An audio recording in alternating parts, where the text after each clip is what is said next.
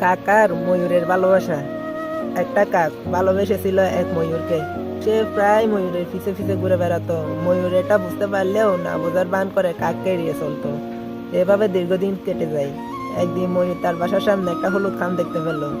সেই খামের ভেতর একটা ছোট্ট কালো রঙের ফুল। ময়ূর বুঝতে পারলো কাকে কামড় ভেতর ফুল ফাটিয়েছে। কয়েকদিন পর কাকের সাথে ময়ূরের দেখা হলো।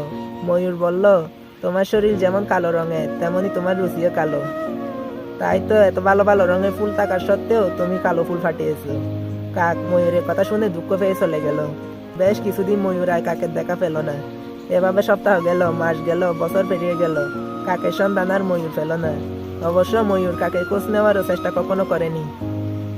কয়েক বছর পর হঠাৎ করে কাকের সাথে ময়ূরের দেখা হয়ে গেল। ময়ূর কাককে দেখে বলল, আমার রূপ দেখে সবাই আমাকে ভালোবাসতে চায়, তুমিও ভালোবাসতে চেয়েছিলে, তবে আমাকে জয় করার চেষ্টা আর করলে না কেন?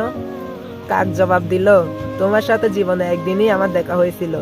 তুমি যতদিন আমার সাথে কথা বলনি ততদিন মনে হয়েছিল সুন্দর রূপের আড়ালে একটা সুন্দর মনও লুকিয়ে আছে। কিন্তু যখন দেখলাম ফুলের মতো জিনিসকেও তুমি রং দিয়ে বিচার করো, তখনই বুঝেছিলাম মরীচিকার পিছে ছুটে চলেছি আমি।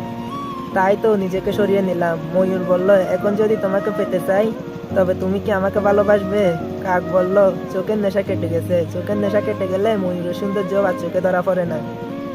তখন ময়ূরকেও কাকের মতো লাবণ্যহীন মনে হয়।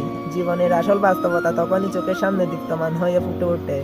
এই বাস্তবতাই সঠিক পথের দিশা দেখায়। বাস্তবতাকে ভুলে আবেগে আবার গা ভাসালে দিশাহীন নাবিকের মতোই অতই সাগরে ঘুরপাক খাবো। কাক ও ময়ূর বিপরীত দিকে হাঁটা শুরু করলো। ধীরে ধীরে দুজনের দূরত্ব বাড়তে লাগলো।